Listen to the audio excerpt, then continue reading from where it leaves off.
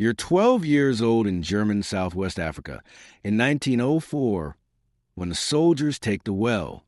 Not your cattle first. Not your hut. The well. That's how you know this isn't just war. War shoots at men. This is something colder. Your mother is already filling clay pots when the first horse appears on the ridge. Then another. Then another.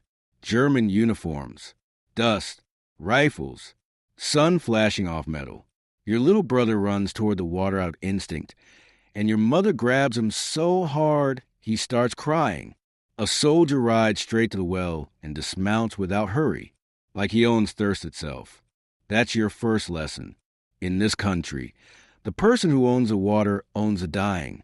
The Herero uprising began in January 1904 after years of German colonial expansion, land seizure, debt, labor coercion, and racial domination in what Germany called German Southwest Africa.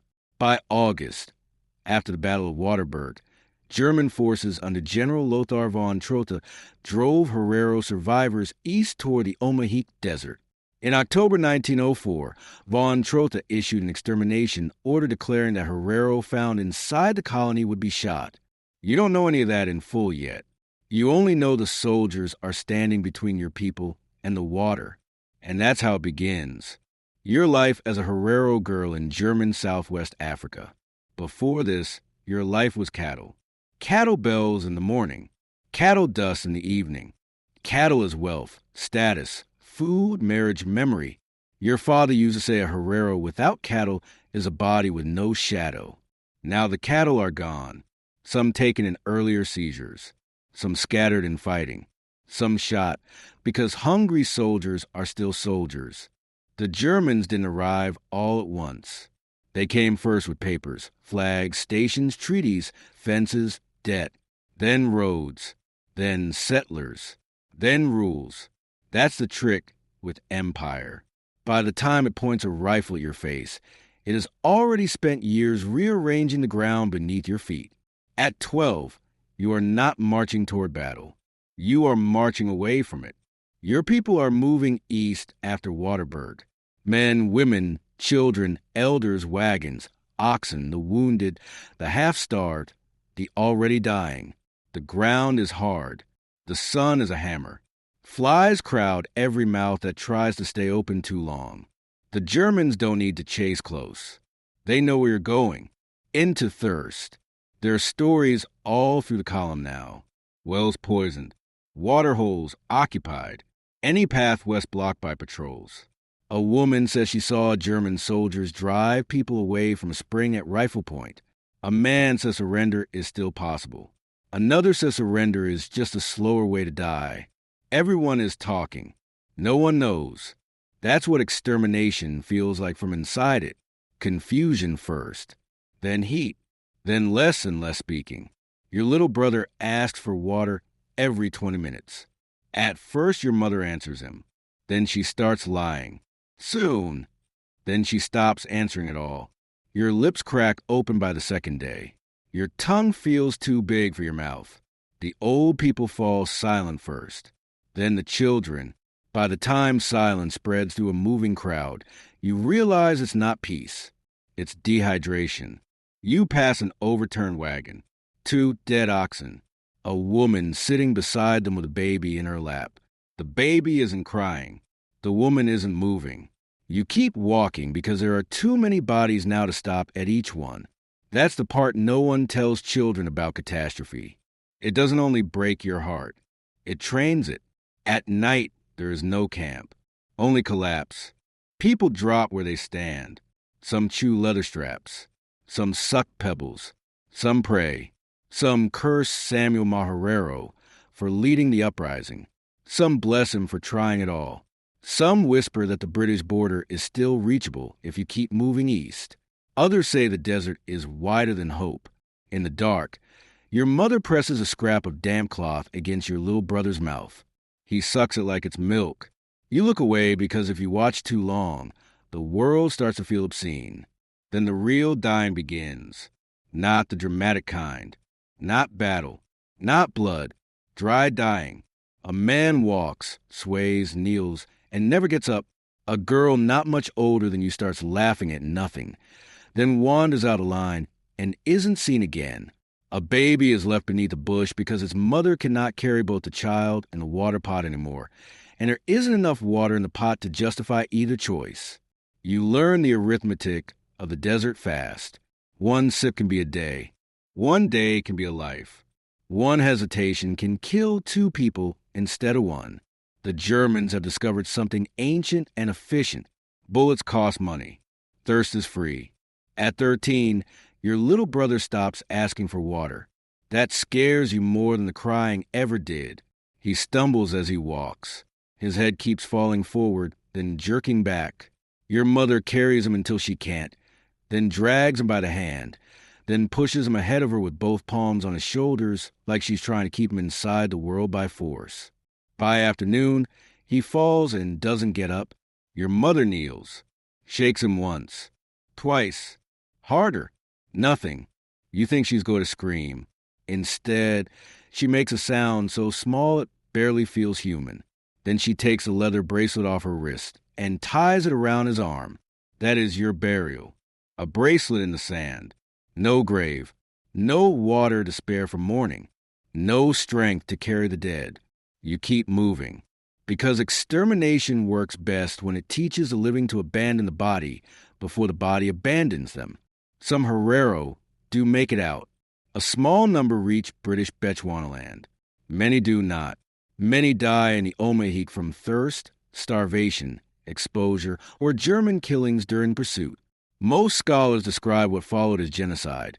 Britannica says about 75% of the Herero population died. You do not know percentages. You know absences. Your brother absent. Your father absent. Half the families you knew absent. The sound of cattle absent.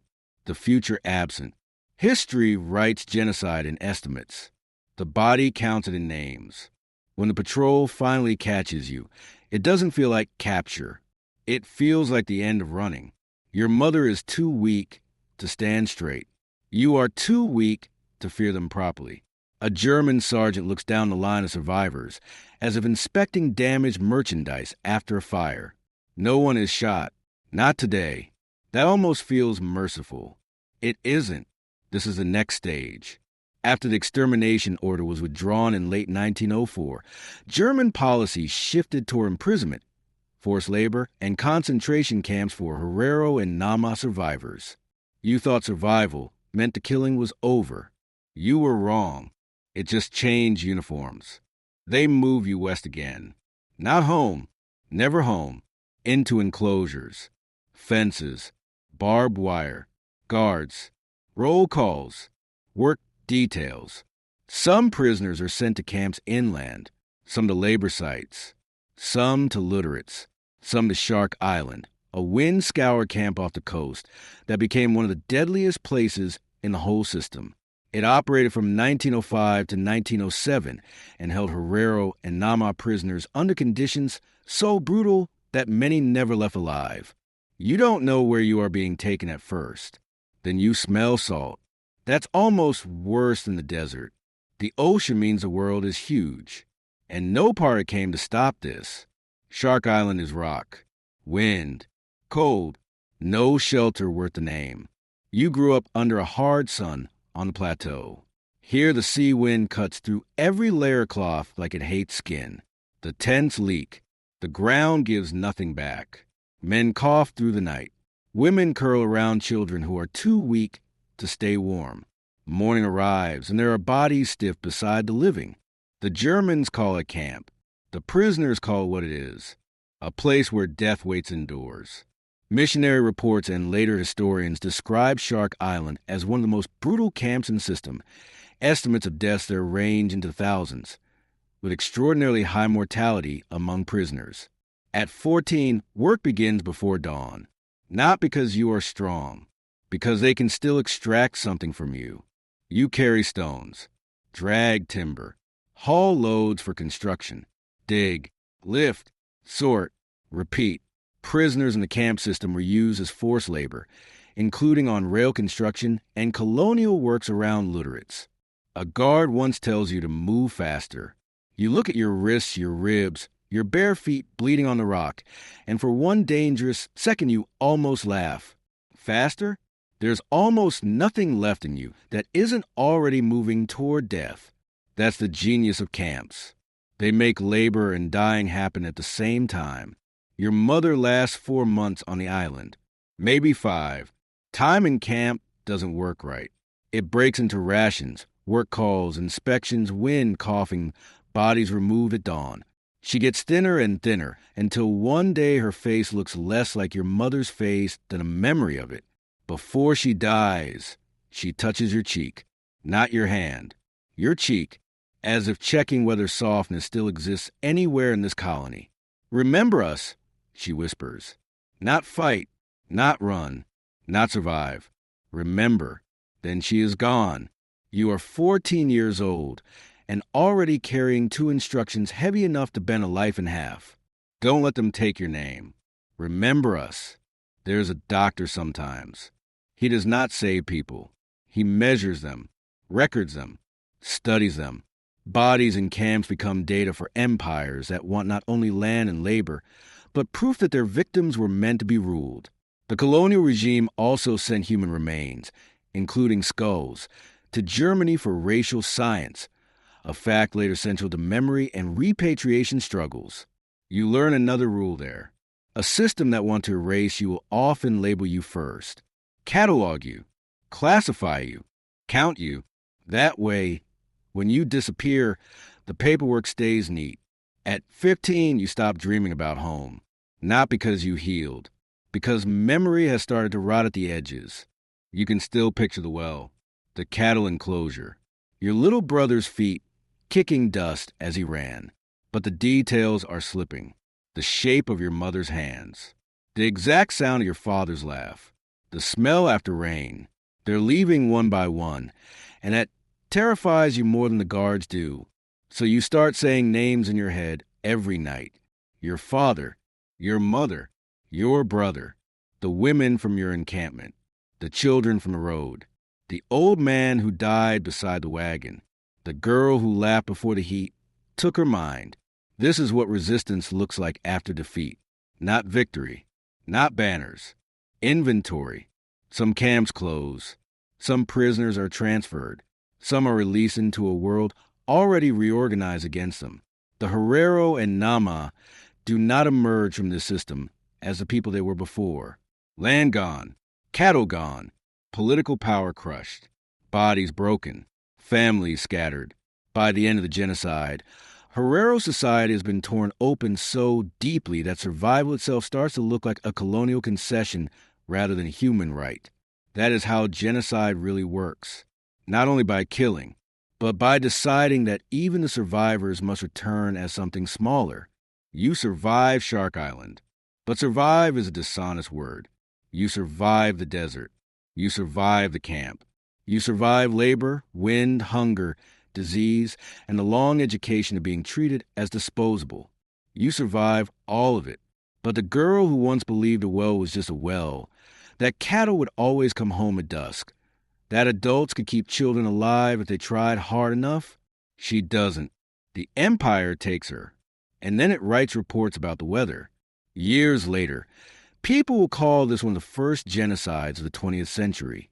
Germany now officially recognizes it as genocide, and Namibia held its first official Genocide Remembrance Day in 2025. But none of that reaches backward through time to hand your mother water, or to lift your brother from the sand, or close the tent flap against the wind on Shark Island. That is the cruelty of history. Recognition comes late. The dead do not. You've seen what colonial Germany did in the desert. A genocide built from land theft, blocked wells, extermination orders, and camps. But farther south, another system was perfecting a different kind of prison. No desert march. No concentration island. A passbook. A mine compound. A city built by men who were never allowed to belong to it.